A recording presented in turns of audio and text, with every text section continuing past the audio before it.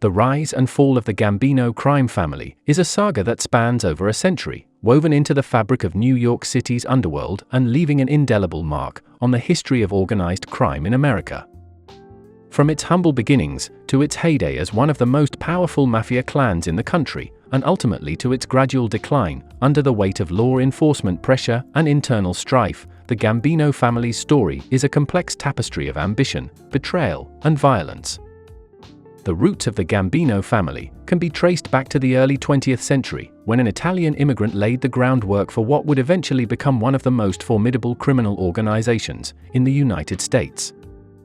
Operating initially as a small-scale extortion racket in the Italian immigrant communities of New York City, his enterprise soon grew in scope and influence, establishing the foundation upon which the Gambino family would later thrive. However, it was under the leadership of Carlo Gambino, a Sicilian-born mobster known for his cunning intellect and ruthless pragmatism, that the family truly came into its own. Rising through the ranks of the organization with calculated precision, Gambino seized control of the family in the late 1950s and embarked on a reign of unprecedented expansion and prosperity. Under Gambino's guidance, the Gambino family diversified its criminal portfolio, branching out into various illicit enterprises including extortion, loan sharking, illegal gambling, and drug trafficking.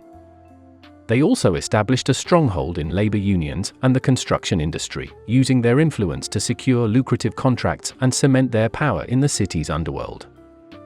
During this period, the Gambinos operated with impunity, their reach extending into every facet of New York City's criminal underworld. They cultivated alliances with other mafia families, forming a formidable network of power and influence that extended far beyond the city limits. However, with power came scrutiny, and the Gambino family soon found itself in the crosshairs of law enforcement.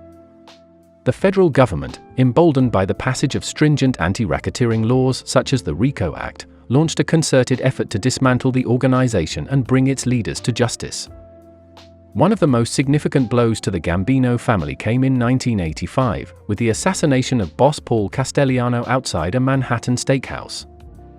The brazen hit, orchestrated by ambitious underboss John Gotti, sent shockwaves through the criminal underworld and marked the beginning of a tumultuous chapter in the family's history.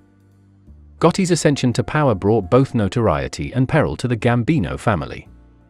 While his flamboyant personality and media savvy earned him the nickname the Teflon Don for his ability to evade conviction, his high profile also made him a prime target for law enforcement.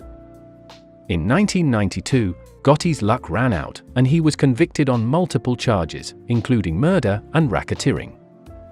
With Gotti behind bars, the Gambino family entered a period of decline, beset by internal power struggles and external pressure from law enforcement.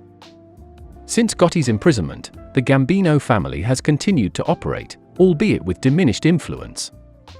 New leadership has emerged, but the organization faces constant scrutiny and competition from other criminal syndicates and law enforcement agencies. As the once towering Gambino crime family continues to navigate the challenges of the modern criminal landscape, their story stands as a stark emblem of the rise and fall inherent to organized crime. Once an empire in the criminal underworld, dominating through both sheer power and strategic alliances, the family's decline was precipitated by aggressive law enforcement actions and internal discord.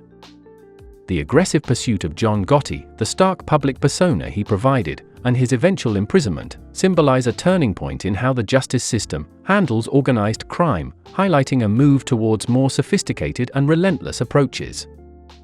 Today, while the Gambino family still exists and engages in various criminal activities, its scale and scope are shadows of its former glory. Their story reflects broader trends in organized crime, a shift towards lower visibility and new forms of criminal enterprises such as cybercrime, a necessary adaptation to the increasing pressure from law enforcement and changing dynamics within illegal markets. The history of the Gambino crime family, marked by dramatic rises and precipitous falls, serves as a powerful narrative on the volatile nature of power within the underworld.